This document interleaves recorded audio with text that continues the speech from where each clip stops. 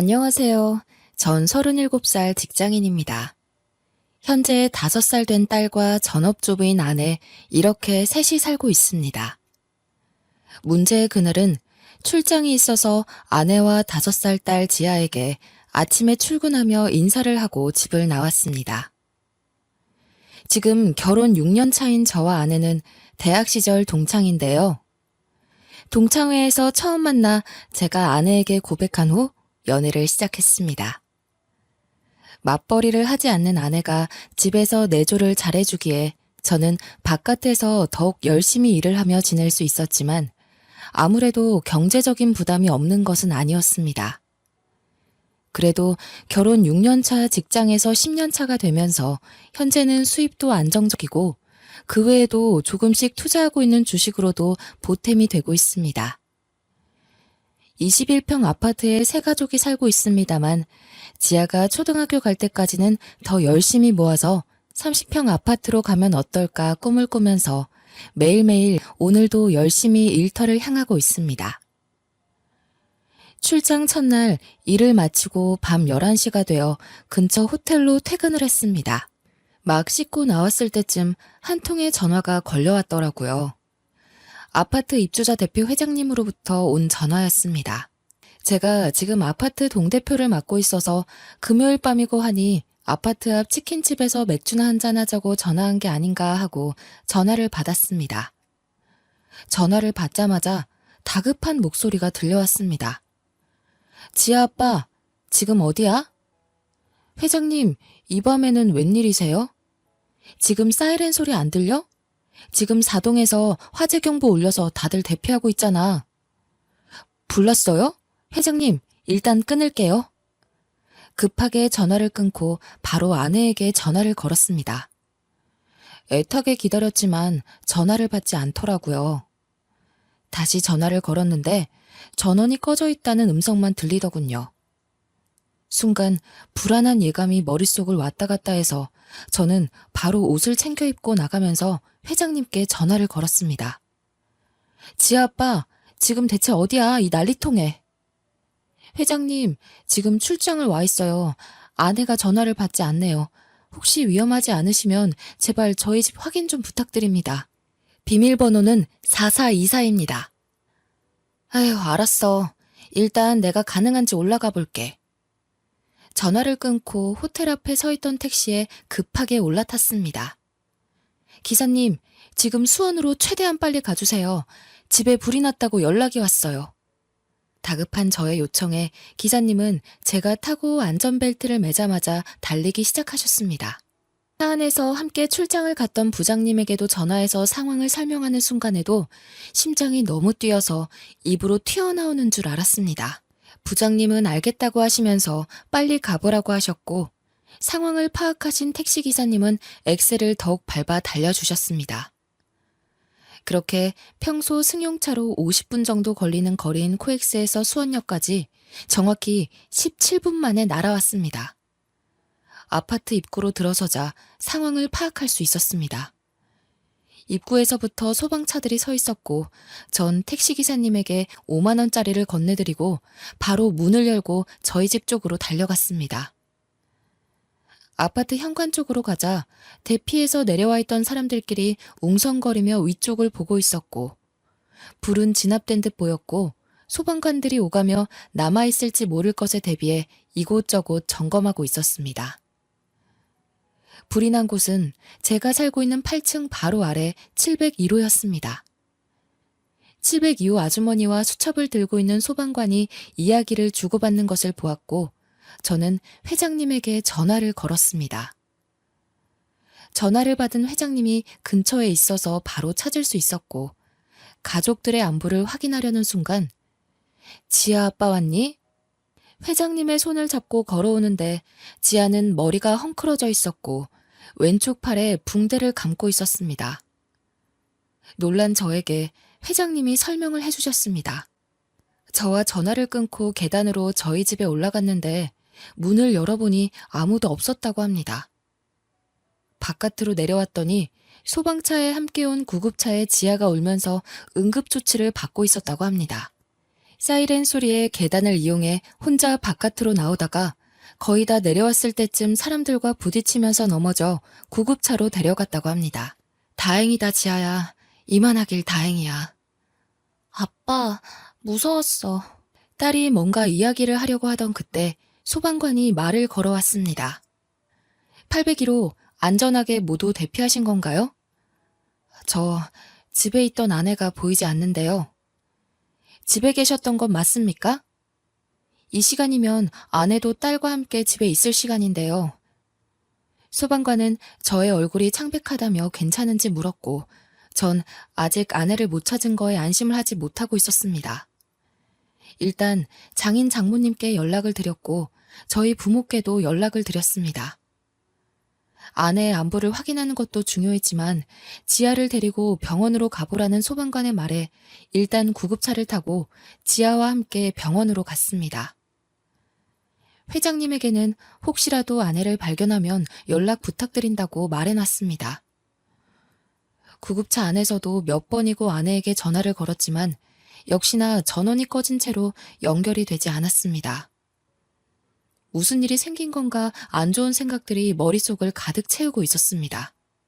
병원에 도착했을 때였습니다. 갑자기 전화벨이 울렸습니다. 아내였죠. 여보세요? 아, 미안. 충전을 안 해서 배터리 나간 줄도 몰랐어. 지금 보니 부재중이 많이 와 있었네? 왜? 무슨 일 있어? 아무 일도 없는 듯이 활기찬 아내 목소리를 들으니 안심이 되었습니다. 하지만 지금 이 상황이 어떻게 돌아가는지 이해가 안 갔습니다. 순간적으로 머릿속이 차갑게 맑아지면서 저는 핸드폰 녹음 버튼을 눌렀습니다. 여보, 지금 어디야? 지금? 당연히 집이지. 갑자기 웬일이야? 지아는 벌써 자. 지금이 몇 시인데 오늘 낮에 신나게 뛰어놀고 아까 10시도 안 돼서 잠들었어. 왜? 목소리 듣고 싶었어? 당신 진짜 집에 있는 거 맞아? 뭐야, 지금 나 시험하는 거야? 이 시간에 내가 가긴 어딜 가? 그러면서 아내는 오히려 저에게 발끈하는 거였습니다. 그런 당신은 요즘 출장이 좀 많아. 진짜 출장 간 거 맞아? 당신 출장 간다고 하고 바람 피우는 거 아니야? 여보, 하루하루 지아 돌보랴 살림하랴 얼마나 정신이 없는데 지금 어디서 나를 의심해? 여보, 내 얘기 좀 들어보라고. 그게 아니라 지금 당신 진짜 집에 있냐고.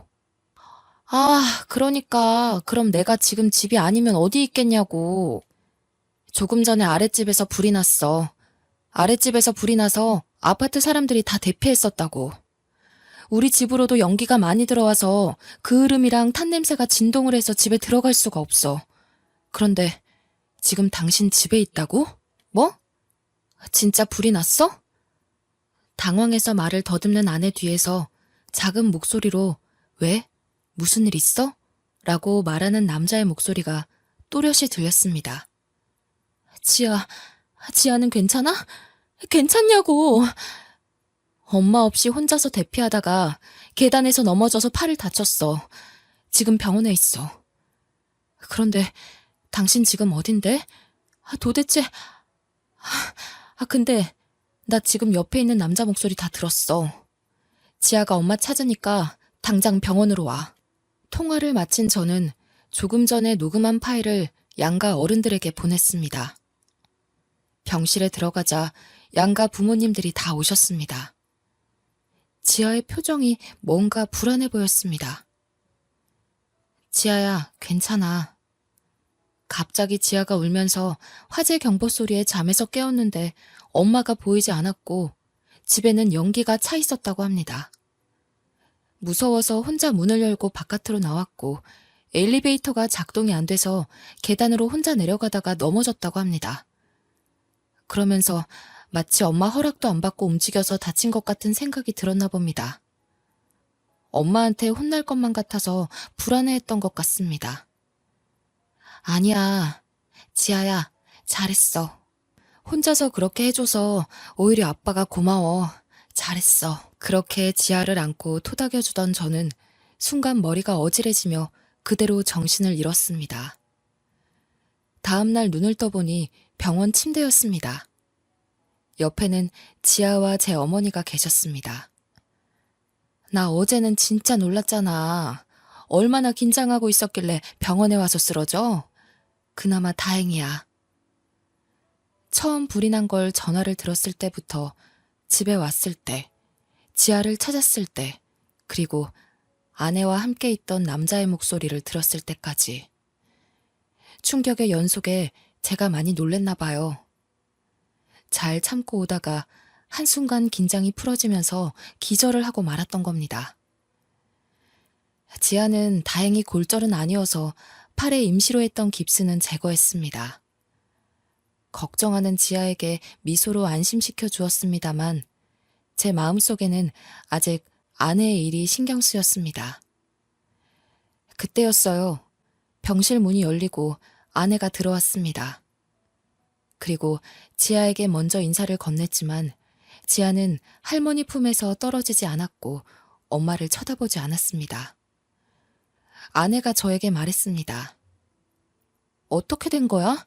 걱정했잖아. 생각보다 멀쩡해서 다행이야. 어서 일어나서 퇴원하자. 지아야, 엄마랑 아빠랑 할머니랑 맛있는 거 먹으러 가자. 당신 갑자기 어제는 뭐 하자는 거야? 그니까 당신이 출장 거짓말하고 바람 피웠잖아. 뭔 소리야? 난 출장이었다고 회사에 확인해 보던가. 간밤에 아내는 그 남자와 이렇게 거짓말하자고 뻔뻔하게 입을 맞췄나 봅니다. 그러자 아내는 자기는 간밤에 쇼핑을 하러 갔었다고 하면서 말도 안 되는 이야기들을 지어내려고 했었지만 그럴 때마다 결론은 앞뒤가 맞지 않아 난처한 표정을 보였습니다. 특히 장인어른께서는 왜 어제 오지 않고 아침이 되어서야 왔냐면서 아내를 다그치셨고 그럼에도 불구하고 나중에는 요즘 남편 월급이 시원찮아 밤에 알바를 하러 나갔었다며 말을 바꾸더군요. 이 핑계 저 핑계 대는 아내에게 그만하라고 병원이 떠나가도록 큰 소리로 호통치셨습니다. 아버지의 호통에 정신이 번쩍 든 아내는 잘못했다면서 그제서야 용서를 빌더군요. 아내의 불륜 상대는 고등학교 동창으로 동창회에서 만나 연락을 주고받다가 넘지 말아야 할 선을 넘었다고 하더군요. 그 횟수가 늘어나면서 제가 출장 가는 날이 되면 늘 아이를 재우고 몰래 집을 나왔던 겁니다. 그렇게 아이는 내팽겨치고 그 남자와 새벽마다 만남을 이어온 거였죠. 교감 선생님으로 정년 퇴직하신 장인어른의 호통에 아내는 그 어떤 반론도 하지 않고 불륜을 저지른 것에 대한 책임을 지고 저와 이혼을 했습니다. 장인어른은 지아 교육을 위해 쓰라며 위자료로 큰 돈을 보내주셨고 그동안 전업주부였던 아내는 이제 다시 일자리를 알아보면서 지아의 양육비를 보내야 하게 되었습니다. 화재 이후 아파트의 보수를 다 마치고 지아가 그날의 일에 대해 트라우마가 남아있는 것 같아서 그 집을 처분하고 대출을 받고 부모님의 도움을 받아 더 넓은 50평대 아파트로 이사했습니다. 지금은 할머니, 할아버지와 지내고 있어서 지아의 마음이 많이 안정적으로 돌아온 것 같습니다. 사람의 앞날은 누구도 알 수 없는 것 같습니다. 하필 그날 아랫집 아주머니가 빨래를 삶는다고 올려놓고 방에서 드라마 삼매경에 빠졌던 것이 생각보다 큰 불길에 아파트 전체가 대피하는 사태가 발생했고 그로 인해 은밀하게 이어져 왔던 아내의 불륜 행각이 꼬리를 잡히게 되었습니다. 이런 걸 볼 때 사람은 항상 착하게 살아야 하는데 저희 아내는 그렇지 못했죠.